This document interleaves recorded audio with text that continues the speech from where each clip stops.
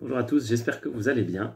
Ce matin, je voudrais vous partager quelque chose que j'ai encore vu dans notre culte de famille hier soir en expliquant à mes enfants le livre des juges. On a terminé le livre de Josué, maintenant on est arrivé dans le livre des juges qui raconte cette période où Israël est entré dans la terre promise, où chaque tribu a été chargée de conquérir son propre territoire. Et on voit que malheureusement, Israël ne chasse pas les ennemis et du coup s'associe aux peuplades ennemies et finit par servir les dieux étrangers, les idoles, ce que l'Éternel lui a formellement interdit. Et on est perturbé souvent quand on lit ce livre des juges parce que justement les repères que nous pouvons avoir, les repères de morale, n'existent plus. On voit des tueries affreuses, des sacrifices humains, et on se demande vraiment mais qu'est-ce que c'est que ce livre? Et en fait, on voit qu'il s'agit du livre qui raconte l'histoire d'un peuple qui ne connaît pas l'Éternel. Et il nous rapporte finalement, ce livre, des choses que l'on peut voir aujourd'hui dans notre monde qui, dans sa grande majorité, ne connaît pas l'Éternel. À chaque fois qu'Israël va servir les idoles, Dieu va le livrer à l'ennemi. Et donc, il va y avoir des ennemis qui vont venir, des nations alentours, ou même des nations qui sont restées et qu'Israël n'a pas chassées, et qui vont dominer et écraser Israël. C'est le cas dans Juges chapitre 3, où on voit à partir du verset 12 que les enfants d'Israël firent encore ce qui déplaît à l'Éternel, et l'Éternel fortifia Églon, roi de Moab, contre Israël. Donc le joug du roi de Moab va s'exercer de manière pesante sur Israël. Et finalement, Israël, n'en pouvant plus de ce joug dur, va crier à l'Éternel. Et c'est parfois ce que Dieu fait, il nous livre à nous-mêmes, à notre propre péché, lorsque nous n'avons pas voulu l'écouter, pour que nous voyions combien il est bon finalement de le servir lui, plutôt que de nous servir nous-mêmes ou de servir l'ennemi. Mais ce qui m'a surtout marqué, c'est l'histoire du juge. Le juge, c'est quelqu'un que Dieu envoie à partir du moment où Israël se repent et commence à crier à lui. Dieu suscite un juge, un homme qui est envoyé par lui pour délivrer le peuple. Et à chaque fois, pour chacun des juges, on va retrouver des caractéristiques du Seigneur Jésus d'une manière plus ou moins floue, plus ou moins claire, mais ça va à chaque fois nous parler de celui qui est le libérateur. Et dans ce passage de Juge 3, c'est un homme appelé Ehud qui est ce libérateur d'Israël. Et il est écrit au verset 16 que Ehud se fit une épée à 2 tranchants, longue d'une coudée, et il la ceignit sous ses vêtements au côté droit.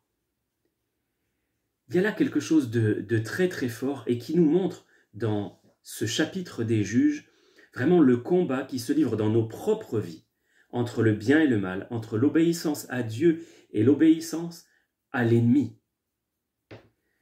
Le roi de Moab, Églon, qui est représenté dans la Bible là comme un homme très gras, c'est l'adversaire, c'est Satan qui opprime le peuple de Dieu.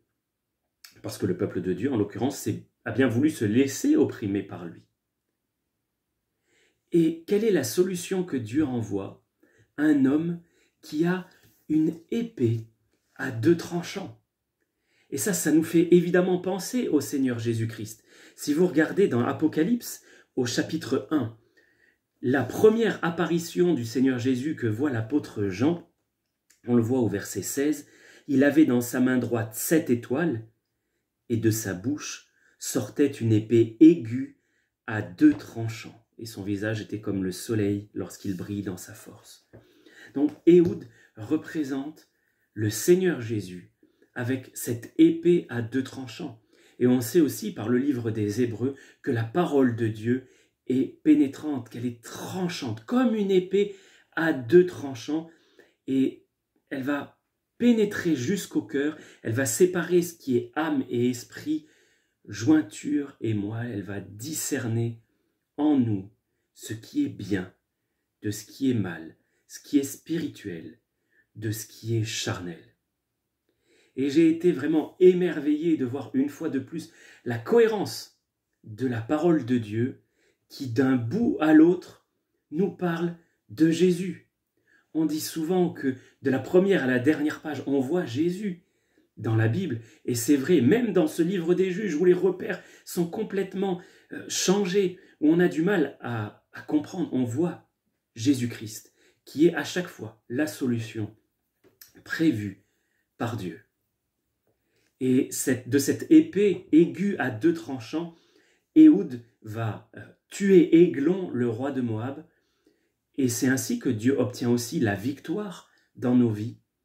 Lorsque nous nous appuyons sur la parole de Dieu, nous pouvons vaincre le malin. Lorsque nous répondons aux sollicitations du diable par « il est écrit », comme l'a fait le Seigneur Jésus dans le désert, quand il était tenté pendant 40 jours, eh bien c'est là aussi que nous avons la victoire. Alors ce matin, je voudrais tirer deux enseignements de cela. Première chose, c'est que nous devons nous appuyer sur la parole de Dieu, nous en servir comme d'une arme pour pourfendre l'ennemi. Il faut donc la lire, il faut donc la méditer. Et la deuxième chose, le deuxième enseignement, c'est que ça fait 2 fois que je reçois quelque chose de précieux de la part du Seigneur en l'expliquant à mes enfants. Et ça me montre combien il est précieux d'enseigner nos enfants.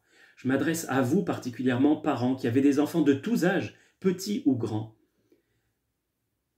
Célébrez l'Éternel dans votre maison, ouvrez la Bible, lisez-la à vos enfants.